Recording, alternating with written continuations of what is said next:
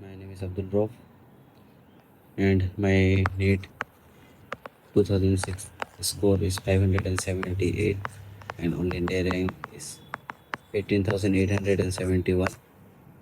That's it. मैं अपना introduction दे दिया, आप फटाफट टॉपिक पे आते हैं। आज मेरा जो टॉपिक है मेनली है ऑर्गेनिक केमिस्ट्री को कैसे मास्टर करें सबसे बेस्ट, क्योंकि अभी के टाइम पे ऑर्गेनिक केमिस्ट्री का सबसे ज़्यादा वेटेज है। आप आपके मॉक टेस्ट उठा के देख लेना, पेपर उठा के देख लेना। ऑर्गेनिक अभी के टाइम पे इनऑर्गेनिक और फिजिकल से बहुत ज़्यादा इम्पोर्टेंट है, और इम्पोर्टेंट भी है और ऊपर से स्कोरिंग भी है। तो मैं मेरे टीचर का नाम पहले बता देता हूँ। मैं पढ़ा हूँ चेतन गौर सर से। मेरे टीचर का नाम है चेतन गौर सर, एलन कोटा में पढ़ाते थे। और अभी बोल दे कि ऑर्गेनिक का वेटेज अभी बहुत ज़्यादा बढ़ गया। और एक चीज़ बता देता हूँ, ऑर्गेनिक अगर आपको आता है तो आप बायो की तरह टिक टिक मार के भी आगे जाओगे, जो आपका टाइम भी बचाएगा, इसको स्कोरिंग भी है और टाइम भी सेव करता है। तो ओवरऑल आप बायो में मतलब कम टाइम में ज़्यादा कर सकते हो, मतलब स्कोरिंग कर सकते हो। फिर इनऑर्गेनिक भी ऐसा ही है, अगर आपको आता है तो आप कम टाइम में ज़्यादा कर सकते हो। ऑर्गेनिक भी ऐसा है। तो बस फिज़िक्स और फिजिकल के लिए आप बहुत ज़्यादा टाइम निकाल सकते हो। ये ऑर्गेनिक अगर आपका अच्छा है, ऑर्गेनिक बायो इनऑर्गेनिक आपका अच्छा है तो। और ये है मतलब डिस्ट्रीब्यूशन 45 क्वेश्चन नीट में आता है। लगभग 14 से 16 क्वेश्चन या 17 क्वेश्चन इसी के आसपास ऑर्गेनिक का ज़्यादा कंट्रीब्यूशन रहता है। ये इसमें ऑर्गेनिक केमिस्ट्री का इस साल इनऑर्गेनिक थोड़ा ज़्यादा आ गया, नॉर्मली इनऑर्गेनिक कम ही रहता है। और इनऑर्गेनिक अभी के टाइम पे इजी भी है, क्योंकि उसका सिलेबस भी बहुत कम हो चुका है। जैसे मेटलर्जी वगैरह ये सब पहले थे, और एस ब्लॉक हाइड्रोजन वाला जो चैप्टर था वो सब भी हट चुका है। तो अभी के टाइम पे बहुत कम ही सिलेबस है। पीरियडिक टेबल, केमिकल बॉन्डिंग, ये 11 के चैप्टर हो गए, और 12 के 3 ही 4 चैप्टर हैं। आराम से आप कर सकते हो, कोई दिक्कत नहीं। बस जो है फिजिकल है, ऑर्गेनिक है, और मतलब सिलेबस के मामले में सिलेबस ऑर्गेनिक का भी ठीक ठाक है, फिजिकल का भी बहुत है। तो बोल दिया। ऑर्गेनिक पहली बात तो आपको ऑर्गेनिक के लिए आपको लेक्चर देखने हैं। ये डिपेंड करता है कि आप ऑनलाइन देखते हो ऑफलाइन देखते हो, ये सब मैं आपके ऊपर छोड़ देता हूँ। मैं मेरा पर्सनल प्रेफरेंस बोलूँ तो मैं ऑफलाइन ही पढ़ूंगा। ऑफलाइन कहीं पर भी ऑफलाइन अच्छे कोचिंग में पढ़ूंगा। ऑनलाइन मतलब मेरे से ज़्यादा अच्छा नहीं बैठता है। मेरे कोई भी आप वीडियो उठा के देख लेना, मैं हमेशा ऑफलाइन को ही प्रायोरिटी देता हूँ। तो लेक्चर आप अच्छे से देखोगे, आप अच्छे से नोट्स बनाओगे एकदम प्रॉपर, हर एक चीज़ का कोई भी चीज़ नहीं मतलब छूटना चाहिए। रिएक्शन मैकेनिज्म वगैरह हर एक चीज़, जो जो रिएक्शन मैकेनिज्म बहुत ज़्यादा इंपॉर्टेंट है वो सर आपको खुद ही बोल देंगे कि ये रिएक्शन मैकेनिज्म इंपॉर्टेंट है, आपको ये याद रखनी है। जैसे मैं पूरी ऑर्गेनिक की बात करूँ तो जैसे टोटल 6 या 7 होगा या 8 होगा जो रिएक्शन मैकेनिज्म मैंने याद किया था सिर्फ, बस बाकी का एक का भी मैंने याद नहीं किया था। उसमें से भी एक ही था जिसको मैंने सबसे ज़्यादा प्रायोरिटी पे रखा था, जो एक पता नहीं अभी मैं भूल गया हूँ। जो chain initiation, chain elongation, chain chain propagation वाला है, एक रिएक्शन मैकेनिज्म था स्टेप वाला, ये बहुत ज़्यादा इंपॉर्टेंट था। तो बस उसमें सबसे ज़्यादा प्रायोरिटी देता था। और बिना रिएक्शन मैकेनिज्म के भी आपको बहुत सारे क्वेश्चन हो जाएंगे। रिएक्शन मैकेनिज्म तब काम आता है जब क्वेश्चन ऐसा आ गया कि नॉर्मल ट्रिक से या नॉर्मल जो जैसे क्वेश्चन आते हैं उससे हो ही ना, तो आपको रिएक्शन मैकेनिज्म के ऊपर ध्यान देना है। लेक्चर देख लिए, आपको जो जो डाउट आता है आपको डाउट भी पूछना है, क्योंकि सिर्फ रटने से भी काम नहीं चलेगा। जो जो थोड़े से बेसिक होता है आपको डाउट भी पूछना है। आपको नोट्स अच्छे से बनाना है, एकदम बहुत अच्छे से नोट्स बनाने। और मैं मेरा नोट्स की बात करूँ तो मेरा नोट्स में 90% एन कवर्ड था। और जो 10% की बात कर रहा हूँ जो नोट्स में नहीं, वो जो एन के टेबल डाटा चार्ट वार्ट ऐसा कुछ है जो एकदम इन डेप्थ है, जो अगर नीट में आए तो बहुत ही कम परसेंट बच्चे होंगे जो वो सब क्वेश्चन भी कर पाएंगे, जिन्होंने सिर्फ अंधाधुन एन रटा है। नहीं तो नॉर्मली 90%, मान लो अगर नीट में 16 क्वेश्चन आ गया, आप 14 से 15 क्वेश्चन तो पक्का आप नोट से ही कर दोगे, ये गारंटी है। और मैंने सिर्फ मतलब ये नोट्स ही पढ़ा था, हर एक चैप्टर का नोट्स पढ़ा था। सिर्फ बायोमोलिकुल का जो विटामिन वाला जो चार्ट है वो सिर्फ मैं एन से पढ़ा था। और जैसे छोटी छोटी कुछ स्पेसिफिक चीज़ें जैसे स्टार्च ग्लूकोज, जिनका स्ट्रक्चर एन में दिया है, उनका मोनोमर क्या है, वो सब मतलब 2-3 चीज़ें, ये विटामिन वाला चार्ट हो गया, और ग्लूकोज सुक्रोज जो जो ये सब दिया है ग्लूकोज वगैरह के बारे में, वो सब वो सब पढ़ लिया। बाकी जितना सारा था मैंने सब कुछ नोट से ही पढ़ा था अच्छे से, एकदम नोट्स 100%। नोट्स को मैंने पूरे साल भर में 2-3 बार तो पढ़ा था, और नीट से पहले भी 2 बार पढ़ा था। और ये था नीट से पहले 2 बार, मतलब मैंने पूरे केमिस्ट्री ऑर्गेनिक पढ़ी थी, और रीनीट से पहले एक बार अच्छे से पढ़ा था, एक ही बार पढ़ा था रीनीट से पहले। मैं आपको मेरे जितना सारा मतलब केमिस्ट्री का स्कोर है पूरे साल भर का, मैं आपको दिखा दूँगा, मेजर माइनर और रीनीट के भी मेजर के सारे दिखा दूँगा। और सबसे पहले तो मैं एक पर्सनल एडवाइस दूंगा कि प्लीज़ भाई लोग ऑर्गेनिक चैप्टर वाइज पढ़िए। नहीं तो बाद में जाके क्या होता है, अगर आप चैप्टर वाइज नहीं पढ़े तो बाद में जाके सिलेबस का बल्क बन जाता है, और बाद में जाके वो सिलेबस होता नहीं। जैसे नॉर्मली मैं 12th में जब था, मेरे एक टीचर थे, नाम मैं कुछ नहीं लूँगा, तो उनसे मैं आईयूपीएसी पढ़ा था अच्छे से, फिर आइसोमेरिज्म पढ़ा था। ये दोनों चैप्टर ऑलमोस्ट सारे बच्चों से हो जाते। फिर उन्होंने पढ़ा जीओसी 1, ठीक है, जीओसी भी ठीक है, लेकिन बाकी के जो पूरा ऑर्गेनिक था, मतलब पूरा का पूरा ऑर्गेनिक 12th और बेंजीन वेंजीन वो सब जीओसी 2 में पढ़ा दिया। तो पूरा मान लो चार चार हेडिंग में आपका पूरा ऑर्गेनिक खत्म हो। तो जब मेजर आता था या कोई भी पर्टिकुलर टेस्ट, मतलब जैसे अल्कोहल फिनोल टेस्ट में आएगा, तो अल्कोहल फिनोल ईथर जब मेरे को पढ़ना हुआ तो मेरे को पूरा ये जीओसी 2 पढ़ना पड़ता था। मतलब पता नहीं लगता था कि क्या पढ़ना है और कहाँ से क्या स्टार्ट करना है। और लास्ट में जा अगर बिना चैप्टर वाइज पढ़ोगे तो बल्ब बन जाने के बाद आपको रिवीजन करने में बहुत दिक्कत आता है, कि कोई मैंने अभी बोला था कि पता नहीं लगेगा कि कहाँ से सिलेबस आ रहा है और कहाँ से मतलब आपको पढ़ना है, कहाँ ख़त्म करना है। इसलिए चैप्टर वाइज पढ़ो अच्छे से, एकदम हर एक चीज़ का अलग अलग से चैप्टर वाइज पढ़ो। जैसे जैसे मैं बोल देता हूँ मैंने इस साल कैसे पढ़ा था 26 के लिए। मैंने मेरा टीचर ने जैसे पढ़ाया था आईयूपीएसी, उसके बाद आइसोमेरिज्म, जीओसी 1 में जैसे plus I minus I am F acidic strength basic strength tautomerism जो आता है सब कुछ। और एक मैं प्रो टिप्स दूंगा इधर जीओसी 1 जितने बार पढ़ोगे आप बहुत सारी चीज़ें भूलते भी जाओगे, बहुत सारी चीज़ें बिना पढ़े भी आपको याद रह जाएगी। इसीलिए इसका जो इफेक्ट वाले एसिडिक बेसिक स्ट्रेंथ वाले जो क्वेश्चन है, इसको बहुत ज़्यादा आपको क्वेश्चन लगाने की ज़रूरत है। जितना ज़्यादा क्वेश्चन करोगे उतना ही आपका ये वाला जीओसी 1 अच्छा होता जाएगा। 200 के 300 से जैसे आप कोई भी मॉड्यूल उठा लो उसमें 100-150 के आसपास क्वेश्चन होगा। आप और थोड़ा सा जुगाड़ कर लेना आपके दोस्तों से, ये 200-300 के आसपास जीओसी 1 कर ही लेना, आपका बहुत अच्छा हो जाएगा। तो आईयूपीएसी आइसोमेरिज्म जीओसी 1 हो गया, इधर जीओसी 1 में टोटोमेरिज्म भी हो गया। तो उसके बाद आपको चालू होगा हाइड्रोकार्बन में एल्केन, एल्किन और एल्काइन। हाइड्रोकार्बन खत्म, उसके बाद आपका बेंजीन या एरोमेटिक वाला जो चैप्टर रहता है वो हो जाएगा। ठीक है, उस इससे आपका पूरा 11th खत्म। फिर आपका आप चालू करोगे एल्काइल हैलाइड एराइल हैलाइड वाला 12th। उसके बाद आप पढ़ोगे अल्कोहल फिनोल ईथर, सारे के सारे चैप्टर वाइज। कोई ऐसा नहीं कि अल्कोहल फिनोल ईथर का थोड़ी चीज़ें आप बाद में पढ़ रहे हो, कुछ चीज़ें पहले ही पढ़ लिया था, ऐसा नहीं। जो अल्कोहल फिनोल ईथर वाला है पूरा उधर ही पढ़ोगे। उसके बाद एल्डिहाइड, अल्कोहल फिनोल ईथर हो गया, उसके बाद एल्डिहाइड कीटोन कार्बोक्सिलिक एसिड, उसके बाद एमाइन। ये बहुत छोटा चैप्टर है, ऑलमोस्ट मान लो 7-8 पेज का ही पूरा नोट्स बनता है, लेकिन इससे क्वेश्चन 2 से 3 क्वेश्चन तो नीट में आता ही आता है, और बहुत आसान है, आराम से आप पढ़ सकते हो। उसके बाद आपको पढ़ना है प्यूरिफिकेशन वाला। इसमें भी एक ही जो चार्ट बोलो या जो 2-3 पॉइंट लिखा था, फिल्ट्रेशन प्रोसेस वाला, sublimation, steam distillation, crystallisation, fractional distillation, ये वाला जो होता है वो भी नीट में आता है। और जो जो क्वांटिटेटिव एनालिसिस वाला जो न्यूमेरिकल आता है वो बस वो हो गया। ये प्यूरिफिकेशन वाला चैप्टर, इसको भी आप बिल्कुल भी नहीं छोड़ना है। 2 क्वेश्चन आ सकता है आराम से, और टेस्ट में तो हर एक टेस्ट में आपका 2 क्वेश्चन 3 क्वेश्चन आएगा ही आएगा। और आखिरी वाला टेस्ट हो गया चैप्टर हो गया बायोमोलिकुल। बायोमोलिकुल को आप सिर्फ एनसीईआरटी से ही पढ़ो, मतलब टीचर के तो लेक्चर आप देखोगे अच्छे से, लेक्चर देखने के बाद अगर आप सिर्फ नोट्स भी पढ़ोगे तब भी कम चल जाएगा। नोट्स सारे मतलब प्रॉपर बने हुए, या जैसे मैंने बोल रहा हूँ कि आधी चीज़ें मेरी नोट्स में ही थी, और जो छोटी छोटी चीज़ें विटामिन वाला टेबल और थोड़ा बहुत जो स्टार्च ग्लूकोज वगैरह वो सब था, alpha D glucose beta D glucose, कौन सा लिंक है ये लिंक वो लिंक, उसके लिए मैंने एनसीईआरटी पढ़ा था। बाकी हर एक चीज़ यहाँ से आप जो भी आप देख लो, सबके सब मैंने नोट्स पढ़ा था, यहाँ से थोड़ी बहुत चीज़ें बस एनसीईआरटी। बाकी बाकी मैं एनसीईआरटी मेरे पास रखता भी नहीं था, मैं घर में ही एनसीईआरटी छोड़ के गया था।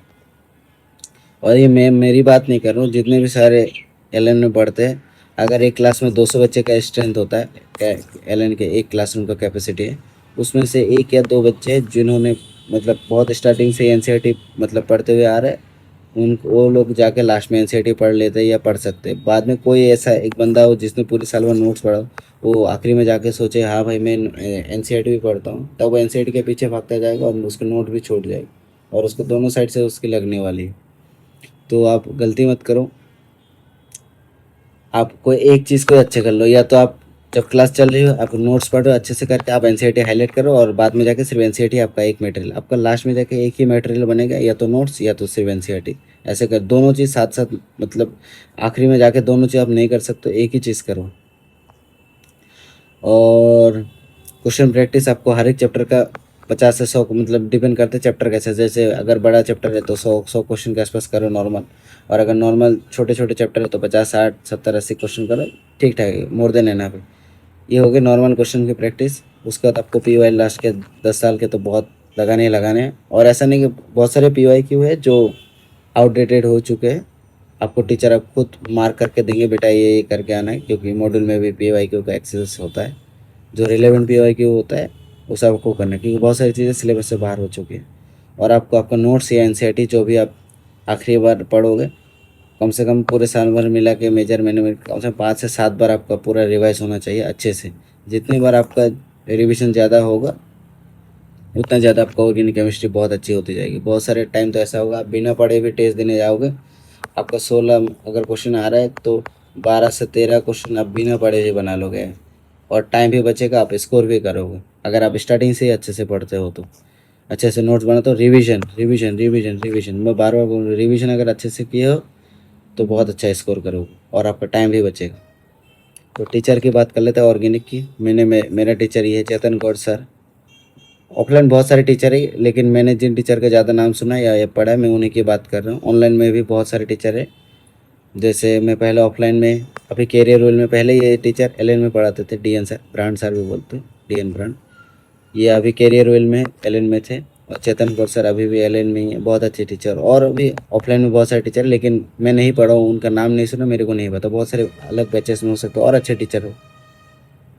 ऑनलाइन की बात करूँ, आप इन्हीं टीचर का आपको ऑनलाइन भी लेक्चर मिल जाएगा। डीएन सर का कैरियर रोल में ऑनलाइन भी पढ़ाते हैं, और इन सब टीचरों का आपको टेलीग्राम में भी आपको मिल जाएगा। अगर आप थोड़ा बहुत खोजते हो या आप अपने दोस्तों के साथ पूछते हो कि जो लोग कोटा गए या दिल्ली गए हुए, कि भाई टेलीग्राम पे अगर लेक्चर है तो मेरे को भी भेज दिया करें, आप मांग लिया करो, तो आपको वो लोग टेलीग्राम पे भी पूरा बॉट वॉट या कुछ ऐसा कुछ बना हुआ है। मैंने ऑनलाइन नहीं किया था, मैंने प्योर ऑफलाइन ही पढ़ा था, लेकिन ऐसा चीज़ें होती है। तो आप टेलीग्राम से पढ़ सकते हो, या तो आपको उनका बैच वैच लेना तो आप वहीं से पढ़ सकते हो। तो ऑनलाइन में डीएन सर हो गए, एसिड सर हो गया। एसिड सर अभी अन अकेडमी में ही पढ़ाते हैं, ऑनलाइन ऑफलाइन दोनों बैचेस में बहुत अच्छे टीचर है, उनसे पढ़ सकते हो। और एक है लेजेंडरी टीचर, नाम लेने की भी ज़रूरत नहीं है, पंकज सर ऑर्गेनिक के। मैंने इनसे पढ़ा तो नहीं, मतलब जब नॉर्मल प्रिपरेशन करता ऐसा नहीं, मैंने आखिरी के रीनीट के टाइम पंकज सर के ऑर्गेनिक के लेक्चर से मैंने रिवीजन किया था 1x, मतलब 1.5x 1.2x में लगा के सिर्फ रिवीजन के लिए, क्योंकि मेरे को ठीक ठाक आता ही था। बस एक बार फिर ब्रश अप करने के लिए भाई एक बार हो जाए। अब इन्हीं टीचर का आपको टेलीग्राम पे भी मिल जाएगा, अगर आपको बैच लेना है या टेलीग्राम से करना है और वो आपकी मर्जी है। लेकिन कोशिश करो ऑफलाइन अगर मिले तो ऑफलाइन ही लो, क्योंकि ऑनलाइन में धीरे धीरे डिस्ट्रैक्शन आने लगती है। और पिछला वीडियो में, मतलब जिसमें मैंने फिज़िक्स के बारे में बोला था कि फ़िज़िक्स कैसे तैयारी करते, उसमें एक कमेंट आया था कि मतलब आज ही मैंने सुबह कमेंट देखा था कि भैया क्या हम वन शॉट से तैयारी कर सकते हैं, वन शॉट केमिस्ट्री से फुल प्रिपरेशन कर सकते हैं। तो मैं बोलना चाहूँगा कि आपके पास अभी टाइम है, आराम से आप बहुत मतलब अच्छे से फुल प्रिपरेशन कर सकते हो। पूरी ऑर्गेनिक 70 से 75 या 80 लेक्चर मान लो मैक्स टू मैक्स, पूरी ऑर्गेनिक इसी में ख़त्म हो जाती है। और आपके पास अभी टाइम है तो आप फुल लेंथ लेक्चर देखो। और अगर आपका ऑर्गेनिक बहुत वीक है तो आप तो गलती से वन शॉट मत देखना, फुल लेंथ वीडियो देखो। और आपका अगर प्रिपरेशन नेगेटिव, मतलब जीरो से भी कम है, इतना बुरा है, तो आप डीएन सर का लेक्चर ज़रूर देखना। डीएन सर भाई बहुत अच्छे पढ़ाते हैं। मेरा एक दोस्त है, अभी उसका कुछ नंबर से ही रह गया था, तो उसका ऑर्गेनिक कमज़ोर था। उसने, वो भी मेरे साथ ऑफलाइन पढ़ता था, लेकिन उसने आखिरी में जाकर क्लास ही छोड़ दिया था, क्योंकि उसका ऑर्गेनिक बैठ नहीं रहा था। तो उसने आखिरी में जाके उसने ऑर्गेनिक डीएन सर के लेक्चर से पढ़ा था टेलीग्राम से, उसको ऑर्गेनिक भी ठीक हो गई थी। तो अगर आपको बहुत बुरी हालत है ऑर्गेनिक में तो आप डीएन सर को एक बार एक दो लेक्चर कम से कम ट्राई मार लेना कि हाँ भाई मेरा हो रहा है, मतलब ट्यूनिंग बैठ रहा है कि नहीं बैठ रही टीचर के साथ। आप फुल लेक्चर ज़्यादा प्रायोरिटी दो। और अगर आपको वन शॉट यूज़ ही करना है तो वन शॉट बस आप रिवीजन के लिए यूज़ करो, फुल पढ़ने के लिए नहीं, बस रिवीजन के लिए यूज़ करो। एक मेरा सीनियर है तो वो अभी एम्स ऋषिकेश में है, तो उनका ऑल इंडिया रैंक 400 या उसी के आसपास था, मैं अभी भूल गया, उनसे मेरी अभी बात भी नहीं होता।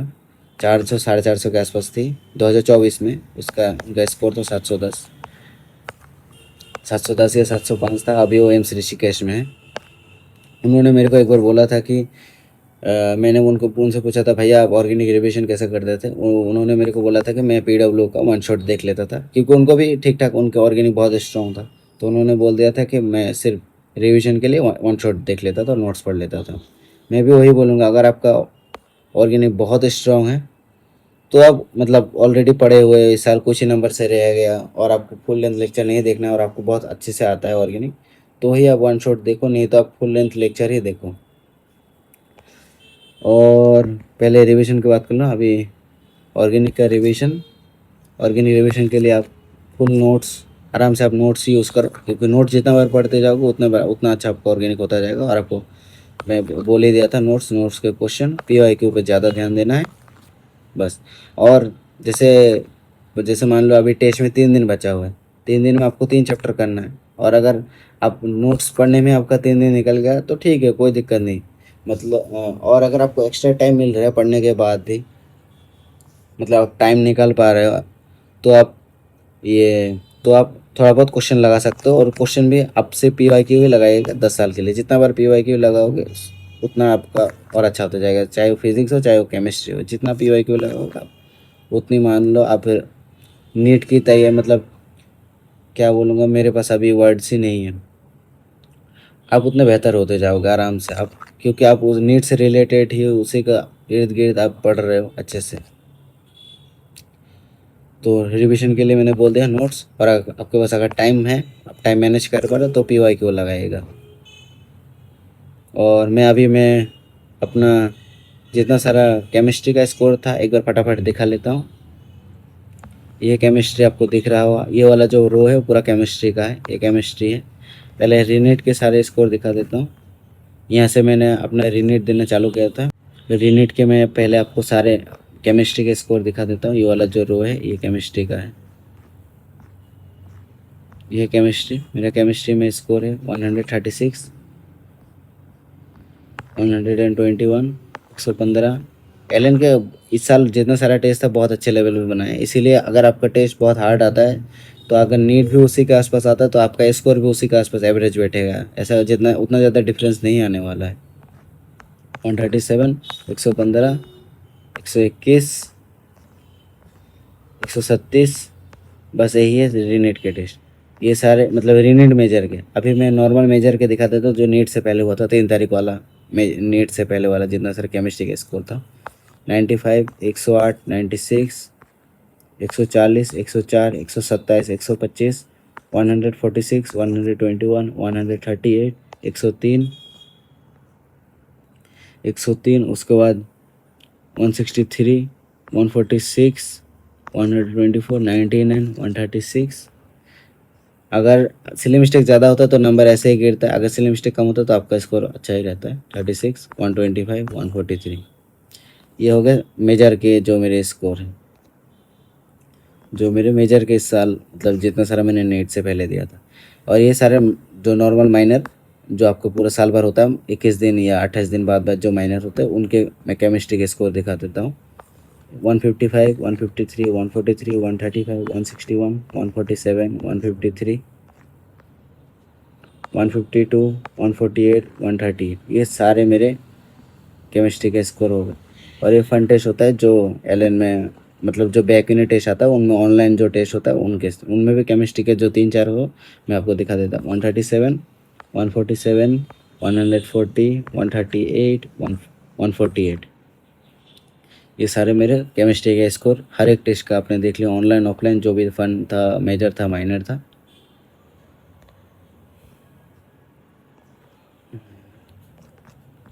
लेट्स इट भाई लोग, थैंक यू। जो आपको अगला वीडियो चाहिए आप कमेंट कर देना, बिंदास मैं उसी टॉपिक के ऊपर वीडियो बना दूंगा। जो भी नीट से रिलेटेड आपको हेल्प चाहिए आप बस कमेंट कर देना।